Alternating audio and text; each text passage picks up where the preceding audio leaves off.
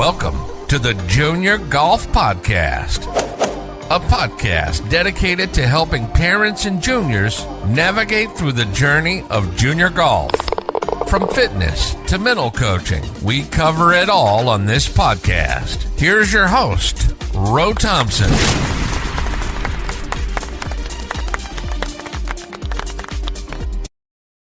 I want to welcome everybody to the Junior Golf Podcast. We have a special guest on the podcast tonight, none other than Sade Weeks. She's known as the Scholarship Junkie. Sade, how you doing tonight? I'm good. Thank you so much for having me, Ro. I'm excited. Hey, thank you for willing to come on. I've been following you for quite a while now. You've got a great following on social media, and I'm sure you've helped thousands and thousands and thousands of people. So we appreciate all you do at the Scholarship Junkie social media platform. Appreciate all you do. Thank you so much. All That's right, really so nice to hear. yeah, so before we get into all the questions and given the history of everything, tell us a little bit about yourself.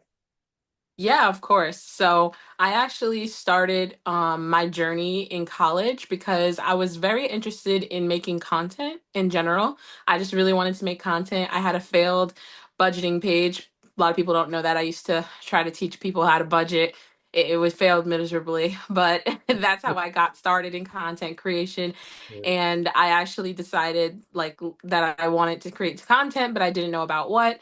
And then obviously you know what I ended up and landed on. But the reason I was super interested in personal finance in general is because I myself it came from a low income background, and in order to pay for college, I really needed to be better at personal finance, and so I taught myself a lot, and that really pushed me to wanting to spread that knowledge. And I realized somewhere along the journey that I actually was really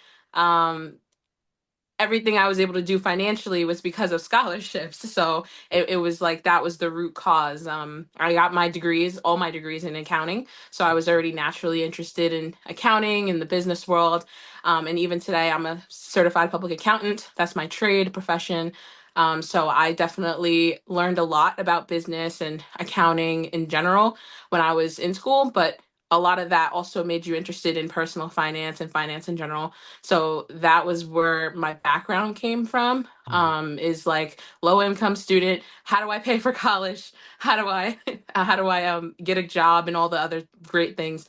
And that was like kind of how I got started with this stuff. But in terms of just who I am as a person, I love stuff like this. I love helping. I've always liked teaching. I've always liked tutoring. I was a tutor for a long time in high school and in college.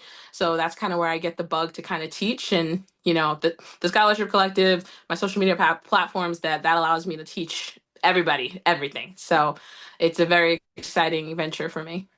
That is awesome. That is awesome. And like I said, you've done some great things out there already. So what gave you the bug to start helping families with scholarships? So I think honestly, it started when my friend was like, I was in the school newspaper because I had Okay. won a scholarship, one of the many scholarships I won while I was in college, Okay. and she was like, "Oh, that's so cool! Like, I'm happy for you. How did you even find the scholarship?" And I started telling her all about what I did and how I found it and everything. And she was like, "Didn't you say you wanted to make content? Why don't you make content about that?" And I was like, you got a good point. So I started putting out content right after I graduated college. I had nothing to do until I started my full-time job. So I literally was posting every single day on TikTok, social media, every single day. All the things I did to win $200,000 in scholarships. And eventually, lots of people caught on, and a lot of people needed help. And I was only one person. So I wanted to create a resource and a platform that lots of people can use, that not just one-on-one, but a lot of people could use at the same time. And that's where the Scholarship Collective was born, which is my free newsletter that I post every week. So that's kind of how it started, was just genuine desire for content, genuine desire to teach what I know. And then it kind of turned into the Scholarship Junkie. I still don't know where I got that name from to this day. So Sorry, it's a catchy name. There's nothing wrong with it at all. It's appreciate it. awesome. Now, when did you notice your social media presence explode? Like, did you see when it like caught fire?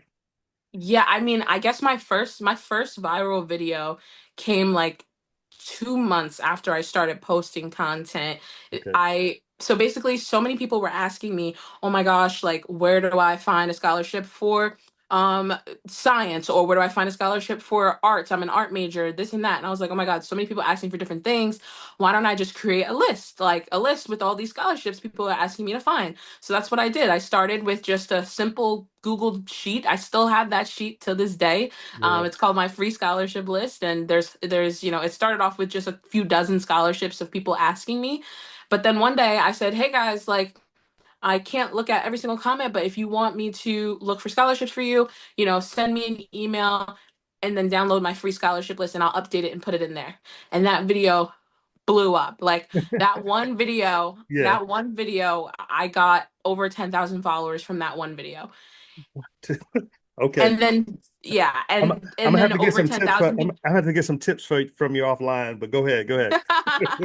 But yeah, so I went from 2,000 followers to 19,000 followers in a span of 2 weeks because of that video. It got millions of views. And then on top of that, I ended up with because I had my free scholarship list where people had to download it. So they had to give me their email.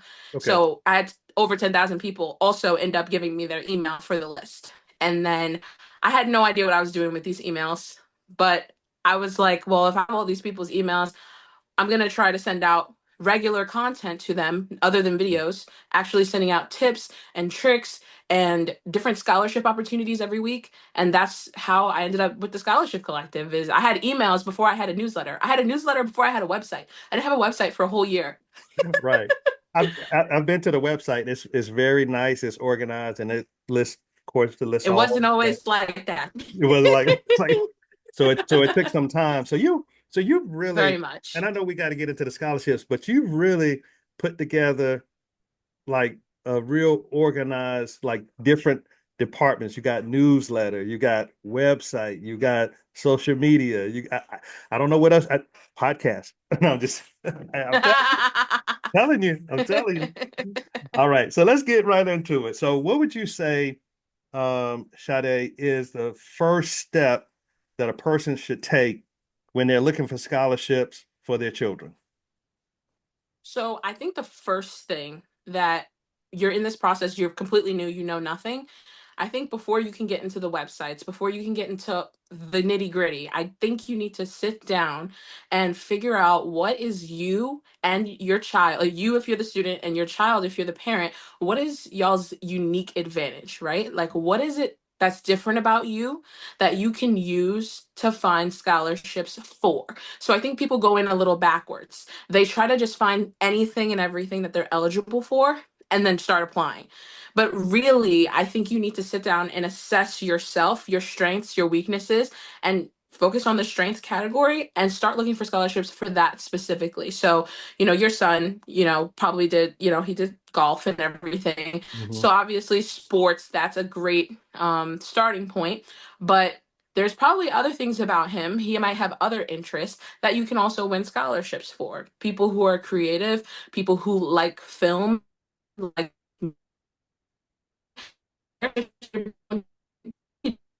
submit your SAT scores, submit your ACT scores. They're creative based. So there are a lot of different ways that you can use your unique advantages to win scholarships. One of the ones for me is I actually like I told you before, I always wanted to make content, be in front of a camera, that kind of thing. So I actually won a few scholarships just from making a video of myself speaking on screen about some topic that they wanted us to talk about. I didn't need an SAT score, I didn't need my GPA, no transcripts. They just wanted a video about XYZ. One, for example, one of them was it just happened to be something related to finance and personal finance, which is what I was already doing. And I basically made a video about the 3 ways that I save money. And that one video, I took it submitted it for the scholarship, and I won a $2,500 scholarship for that from that. And that was a unique advantage that like only I knew I had the desire to do. So that's why I started looking up video-based scholarships. So that's the first thing I say you do. Figure out what your unique advantage is, the thing you like to do, your strengths, and try to find scholarships for that thing before you even dive into the websites. Yeah, and that's good, Sade, because one of the things that I did, like you said, I looked for our strengths with, which his was golf, and being that he was going to Howard, I looked for HBCU scholarships. But then, what I found was that I looked for scholarships related to his high school. Mm. And like 10 scholarships came up. Then I looked for scholarships for students that went in his district. Another 10 scholarships came up. I was like, dog, I didn't even know about this, but it just the idea just came to my head, and I start finding more and more scholarships. So that's great advice that you just gave. No, that's great. And what you're talking about, that's state and local scholarships. And Mhm. I could talk about that for like an hour. Like you that it Yeah. really is where the money is. 50% of the scholarships I won were state and local. So we could talk about that later. But yeah, state and Yeah. local scholarships, that is the second best thing you can do. Yeah. Okay. Well, I'm sure you'll tell us the third and fourth in just a few minutes. But what are the most important aspects of a application?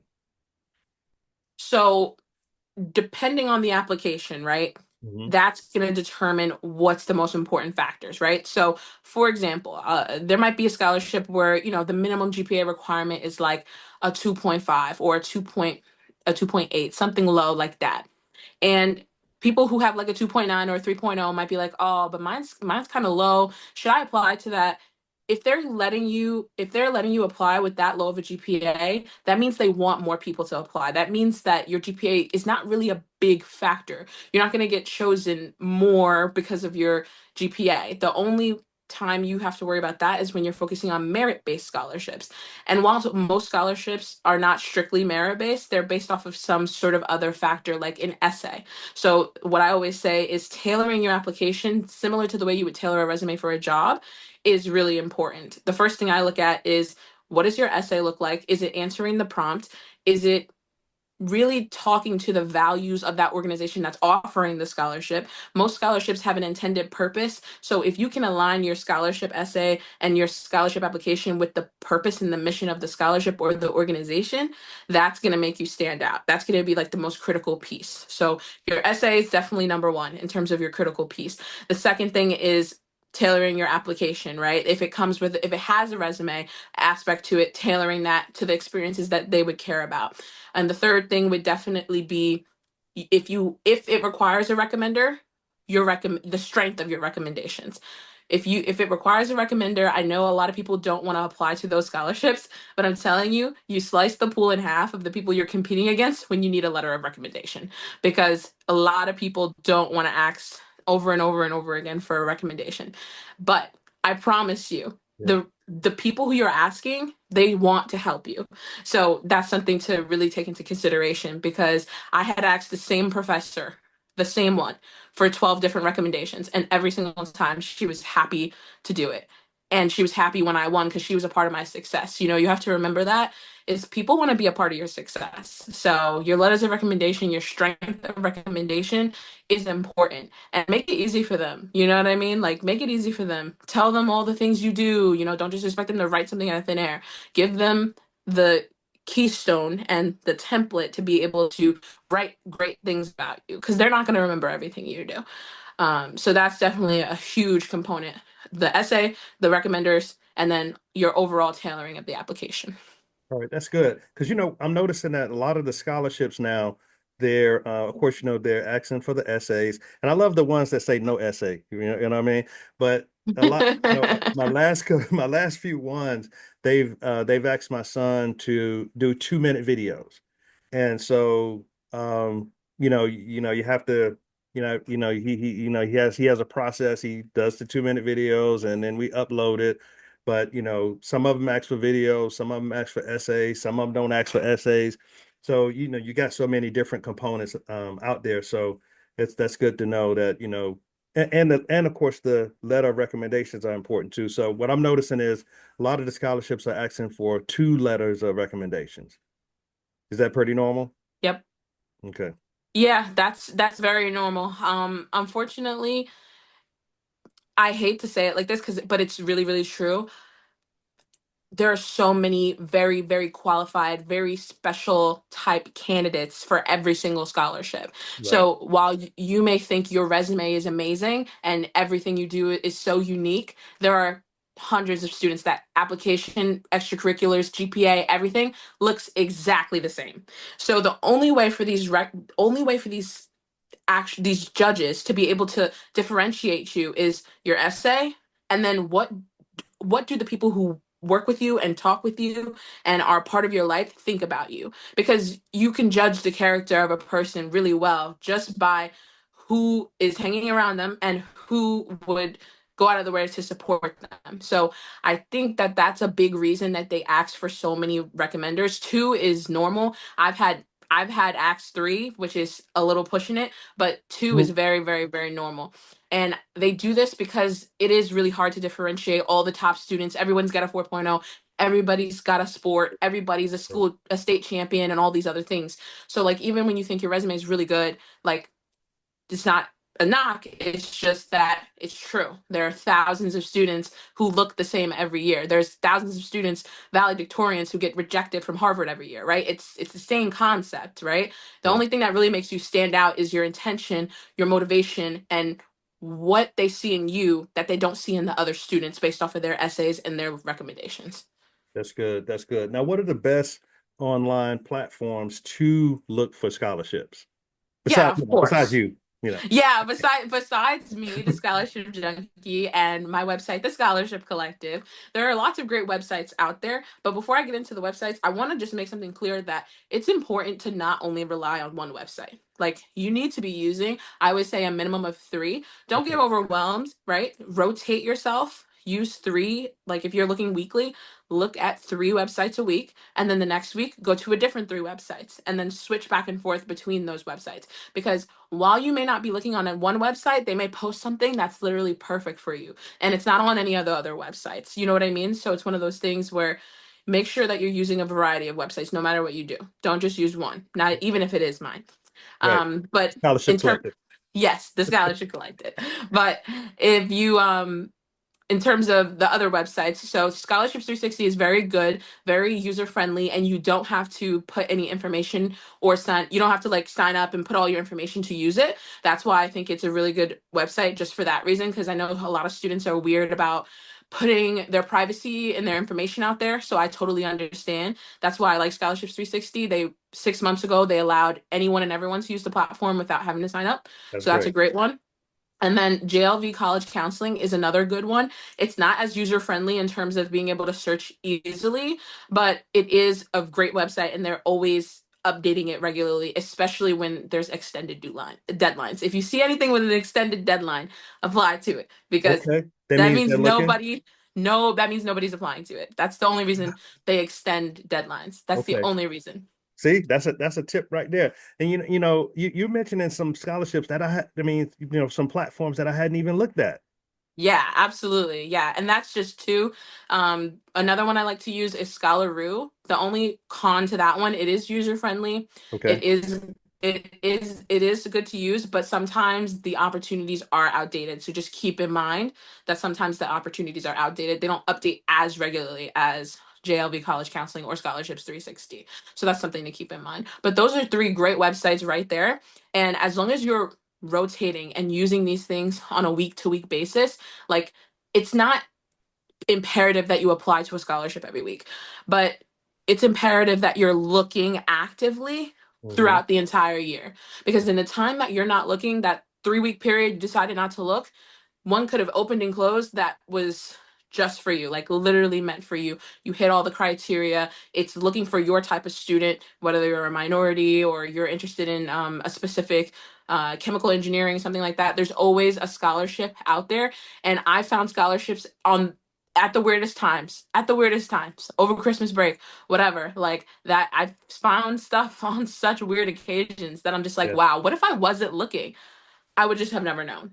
And Yeah. it sucks, right, to be Yeah. doing that. It's tedious, but you don't win $200,000 in scholarships by not trying, right? So Yeah. that's where I was coming from. I knew what my goal was and what I needed to pay for school, and so that was something I had to put into my brain, is the mindset of it all, like, you know, how to stay motivated with your goals. There you go. And would you recommend bowl at all? So the thing about Bold is that it's a Educator. highly popular, Yeah. it's a very, very popular platform. Gotcha. I don't dislike Bold. I think there's legit opportunities on Bold. It's a great website, it's a great platform, but there are 3-4 million students on that platform. So keep that in mind when you're thinking about how many students are on this platform. And Right. then on top of that, I've hosted a scholarship on that platform before. So I actually know like what the applicant situation looks like. Hmm. And when I had a scholarship open last summer or 2 summers ago, yeah, last summer we did it on my platform. So 2 summers ago, we did our scholarship there. And my scholarship was open to pretty much everybody, but I had 30,000 applications Wow. on bolt.org for my one scholarship. I had Okay. 30,000 applications. Okay. So I'm not saying that you can't win on Bolt, but I'm saying It's tough. that it's going to be much harder. But this is my tip for you if you do want to use bolt.org. Hmm. Number one, the criteria. How much criteria is on the scholarship? If you can say it's for your state, it's for your year, and it's for your specific major, then I think it's worth applying to, because there's a lot of criteria you need just to be eligible for it. So that breaks this. If I'm getting $30,000 on a 30, sorry, if I'm getting 30,000 students on a regular application that's kind of open to everybody, then a scholarship like that that's got so many um, limiters and qualifiers is probably only going to get maybe 1,000. So Okay. still not that bad, not that bad. Right. But you gotta look for those, right? You gotta search by state. I would say this is just my opinion. I would not apply to a bold.org scholarship unless it was state specific. Gotcha. That's my general rule of thumb on bold.org. Okay. Yeah, I ran across a couple of golf scholarships and state scholarships on bowl, and I think they've worked out. Well, we'll see. I mean, a lot of decisions are coming up. But you mentioned Right. criteria. You mentioned criteria just now. So the most common criterias are what? The most common criterias are, what's your school year, your academic year? Are you a junior, senior? Are you in college already? That's the number one. There's Yeah. always going to be a qualifier for that. Not all scholarships have GPA requirements, but the ones that care about your actual GPA are going to be something a little bit higher, like 3.5 Mhm. plus.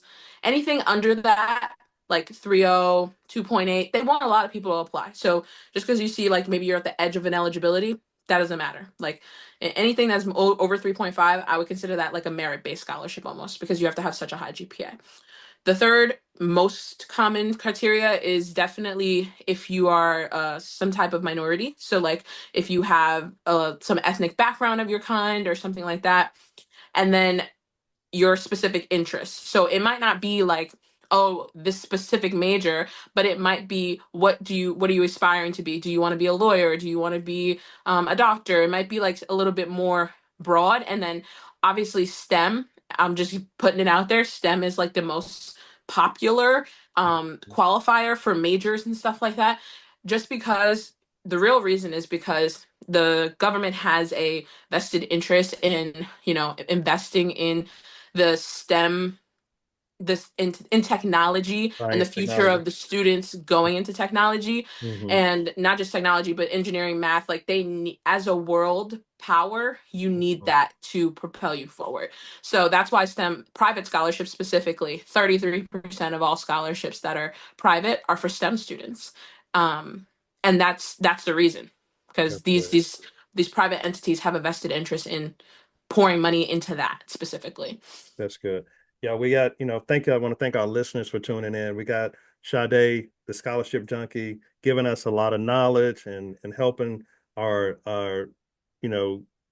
juniors and high schoolers with scholarships. And of course I know I got to go back and listen to this because it's going to help me with our scholarships. But what's the best way to maximize a scholarship opportunity to pay for, let's say, all your college expenses, Sade? Well, so good question. So I think the best way to maximize your aid and all of that stuff is Mhm. going to be when if you're in high school, right? It's actually going to be rooted in the school you choose to go to in the first place, Okay. right?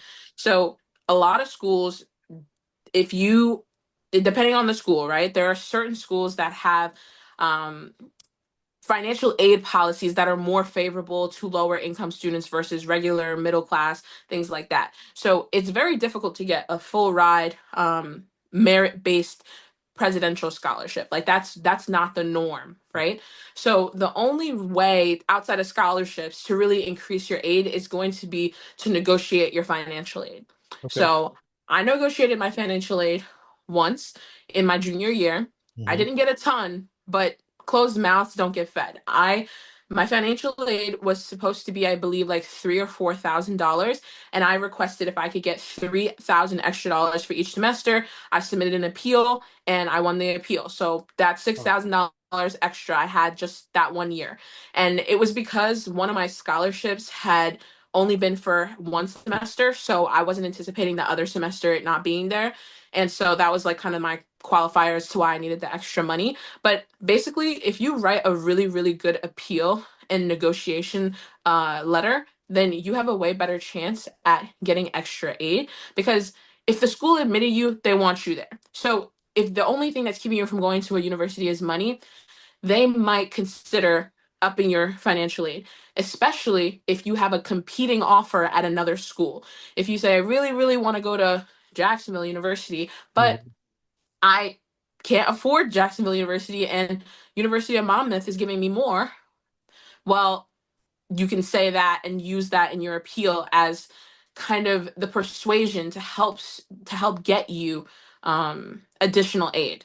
So I think that's a good way to try to maximize your financial aid specifically outside of scholarships. But winning outside scholarships is for everybody. I think that's the thing that people forget. You can negotiate financial aid when you first get into college. That's your biggest chance at getting a large increase. You can Okay. do it you can do it semester to semester as well, but don't expect that it's going to be $20,000 $30,000 worth of aid negotiation, right?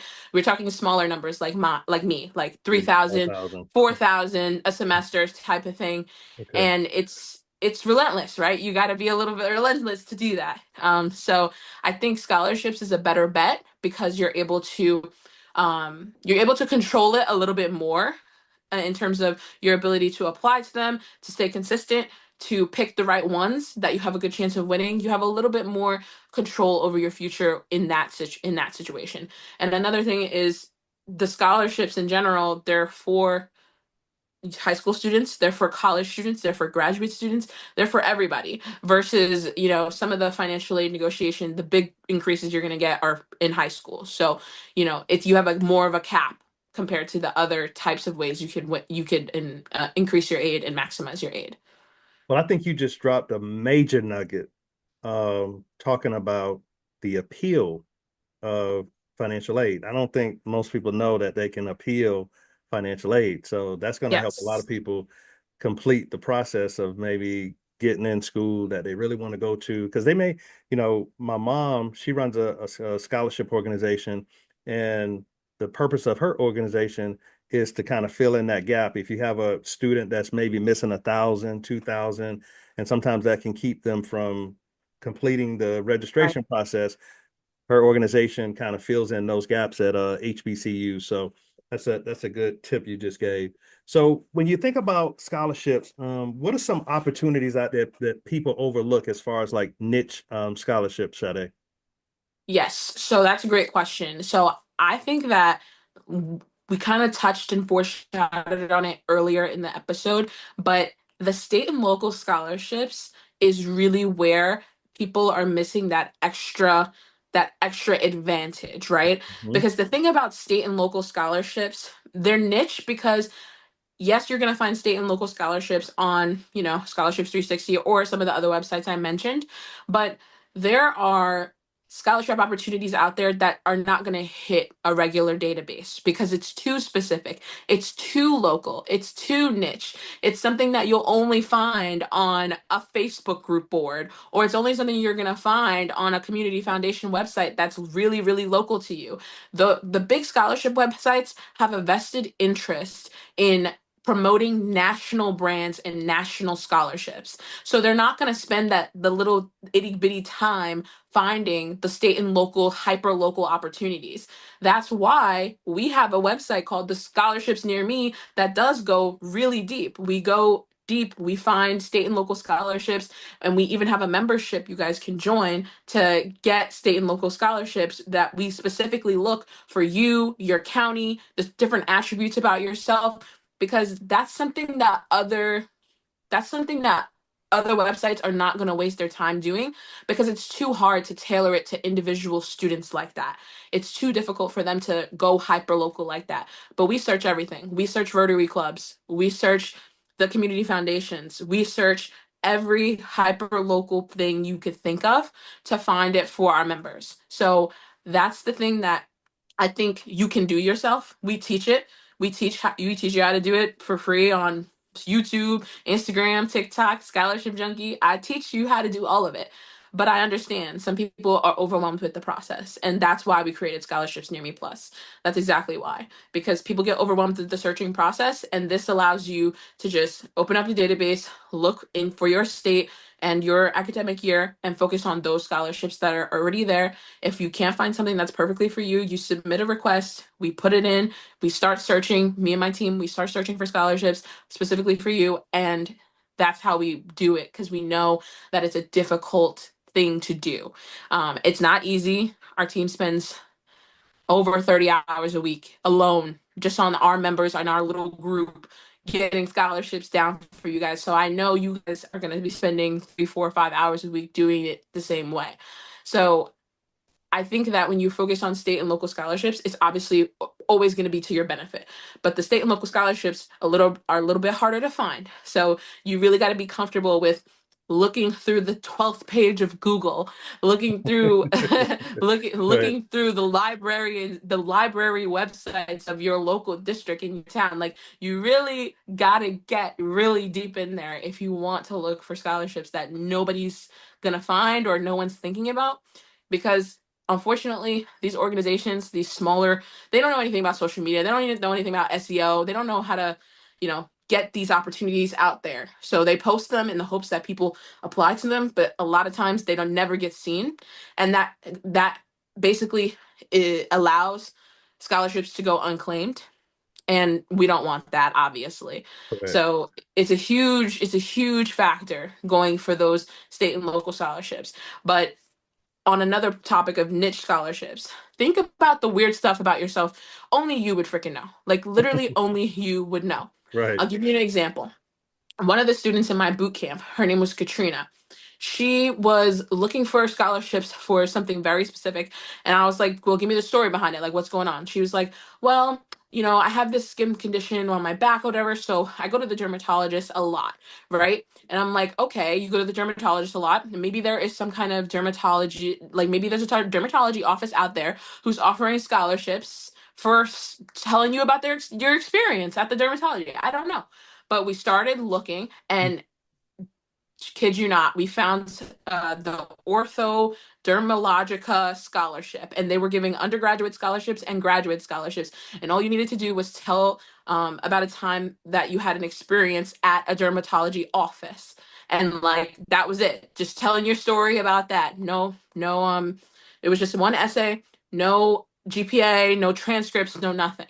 There was like a little under 200 applicants total, and they picked about 12 winners. So that was a pretty low competition scholarship considering only a couple hundred people applied.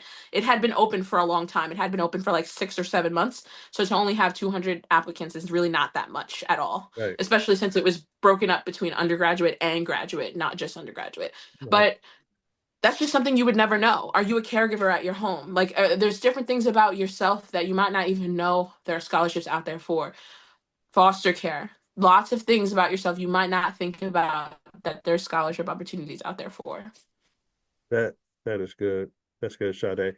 And Sade, you talked about something a few minutes ago, which is your member base scholarships to kind of help people find scholarships. Can you talk about that a little bit and the costs associated with that?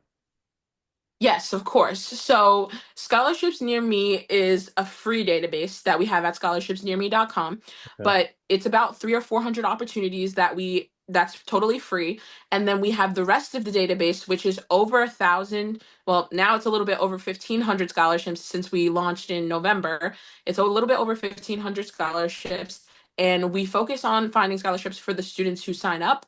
So, for example, if you are from North Carolina, we don't have that many North Carolina students in our program right now. Okay. But whenever someone joins and they say and note that they're not from Carolina, we start searching a little bit more for that specific state. That's great. So, some of the more popular states are the bigger states, obviously, right? Hmm. California, New York, Texas, Delaware, all that good stuff. And it's a subscription based model. Your first month is only $5. And then after the first month, it's $10 a month. So we try to make it as affordable as possible because we know that you guys are going to be looking for the next 6 months, 7 months of school. And even if you just win one scholarship, it'll pay for itself. A You don't hundred percent, it'll pay for listen, itself.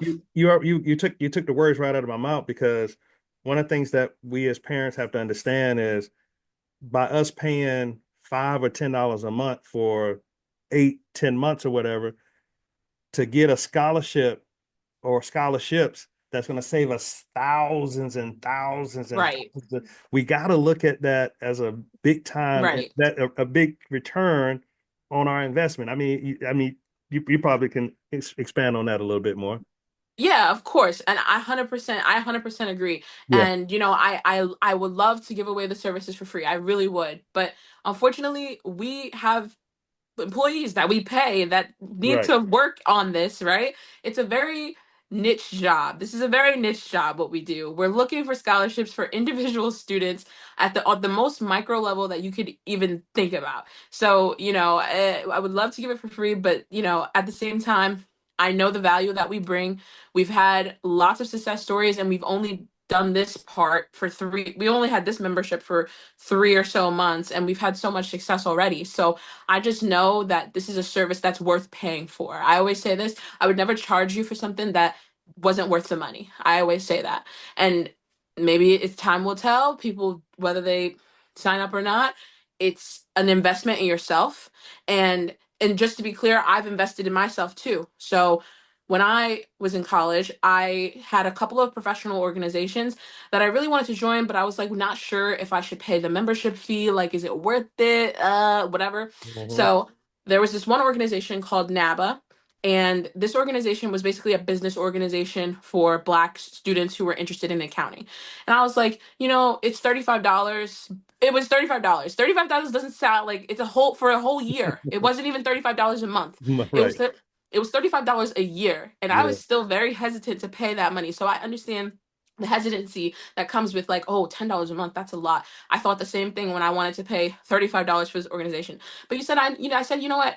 I'm gonna do it. I'm gonna pay it, and hopefully, I get something out of it. Do you Hmm. know what I got out of this organization? I got over Right. $20,000 in scholarships out of this one organization. Wow. I ended up with 3 full-time job offers from my connections in this professional organization. Yeah. And I always say that's the best $35 I ever spent in my life because I changed my life by investing in myself. So Right. that's for anyone who's like hesitant about something like this, I really think investing in yourself, if you just do it with this, it's not just going to be this. You're going to start to do it in other areas too. And that's what I ended up doing. The amount of internship opportunities I got from being in this organization paid for itself.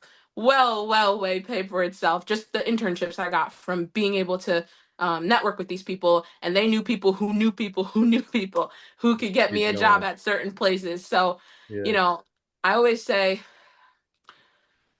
don't overthink it. If Yeah. it could be good for you, it just might be. So Yeah. do it. That's true. That's true. And Shadi, as we could talk scholarships all night long, We really but could. I know. But if we, as we bring this thing to a close, um, what would be your final thoughts before, because I want you to thank some people in your circle and whatnot, and let us know how we can find you. But what would be your final thoughts as you talk about, as far as scholarships, as far as parents and students, what would be your final thoughts to just to kind of bring everything home? I think my final thoughts would be if you really want to do something, you will. And the thing about scholarships that is the most controversial is really that there's no guarantee, right? That's like the thing that gets thrown in the air. So, in terms of no guarantee, I can tell you for a fact there's no guarantee that you win a scholarship if you don't apply consistently. I can tell you that for a fact. Right, I can right. tell you that for a fact. So the people who tell me they've applied to, this many scholarships over 2, 3 months, I'm like, talk to me when you've been at a year. Talk to me when you've been at 13 months. Because I didn't win my first scholarship until I was 14 months into the process. Wow. 14 months into the process. Gotcha. So if you win in your first 6 months, consider yourself lucky, is what Okay. I'm trying to say. And most of that goes from not having a real strategy. A lot of families apply to as many as they can without thinking about, is the scholarship, am I actually, is the time spent on the scholarship actually going to do anything for me? Am I the ideal candidate for this scholarship? So I would rather see somebody apply to, let's just call it, 5 or 6 scholarships every single month for the entire month and year of 2025 Mhm. than I would if for them to apply to 100 scholarships in March and then stop applying for the rest of the year. Oh, wow. I much rather you apply to scholarships consistently because when you only apply in March, Hmm. then you're limited to only what's open In in March. March, Right. and that's the problem. So it has to be consistent and it has to be with a actual strategy. So that would be the last thing. If you get nothing else out of this, have a strategy when you're Yeah. going about your scholarship process, because that guarantees that you at least have a better chance at winning. Beautiful. Beautiful. Consistency is the key, right? Absolutely. Good, good, good. Now, who do you want to thank, Sade? Your team, anybody that inspired you. Who do you want to Yeah. close out by thanking? Yeah, of course. Yeah. So always, first and foremost, I always thank my mother as, the person to give me the confidence to do what I do. And, people say, oh, Shana, you're so confident. You're so well spoken and blah, blah, blah. And I was like, my mom makes Hmm. me confident. She's the Right. type of person who breathes life into you. And that's what I try to do to other people as a result. So I'm just trying to breathe life into other people when I do this. I absolutely want to thank my team, Manny, Karen, Giselle, my assistant. She's such a trooper. She does so much. She does so much. She She's a does. great, great She addition does. to the team. She does so much, and Shout out to I'm very. Giselle. Giselle is great. She does so Right. much. Yeah. She's running this place as far as I'm concerned. Yeah. And I think like those 3 people, they've only joined my team like a year ago, but I feel like we're family already, and because we do so much together, we help students together, and when you like Good. get that message, like, oh, I won this scholarship, that scholarship, it's like Christmas. It's like, oh my gosh, that's amazing. I'm so happy for you, and like we can all celebrate for the students that are winning these scholarships as a result of us helping them. So it really is rewarding. And, so I think my audience, first and foremost, I wouldn't be able to run the scholarship collective. I wouldn't be able to do any of this stuff without the support, the likes, the shares of the students and families who follow me all across the world. That's right. That's right. Because I know we do. I think I'm gonna sign. I didn't know about the extra membership, so I'm gonna sign John up for that tonight. Okay. So we appreciate it. So how can our listeners follow you on all your social media platforms? How can they find? Yes. Absolutely. So TikTok, my at is scholarship junkie. On Instagram, my at is scholarship.junkie because someone has my username. But Okay. I'm the only scholarship junkie that has over 100,000 followers. So I you will know. definitely find me. You will definitely find me. And definitely make sure to check out all of our resources, all of our services, memberships, all that stuff. You can Yeah. find all of it at thescholarshipcollective.com. Yeah. Right on the website. I've been there, so it's a great website. So again, Sade, thank you so much. I listen. I know you're getting ready to bless some of our family, our what I want to call our family of golfers. Like I said, I've been running this podcast for about 5 years, and I got families all over Wow. the country. Yeah, and so and because see, when you go in as a golfer, you don't typically get a full scholarship. They give you like maybe a quarter or half, and then you got to fund the rest with maybe FAFSA or maybe some other scholarships. So I know without a shadow of a doubt you've helped some families tonight. So appreciate you. Okay. No, thank you so much. And I know exactly what you're saying. I did track. I had a partial scholarship too, so I get it. You know. All right. Thank you so much. Okay. No problem. All right. Thank you for listening to the Junior Golf Podcast. You can follow us on Facebook, YouTube, Instagram, and TikTok. We hope you enjoyed this new episode. And if you did, please leave us a review on Apple Podcasts and Spotify. Please share this episode with others who may be interested in this topic. Also, feel free to let us know what topics you'd like to see covered in future episodes. Get in touch in the comments or on any of our social media networks. See you next week for a new episode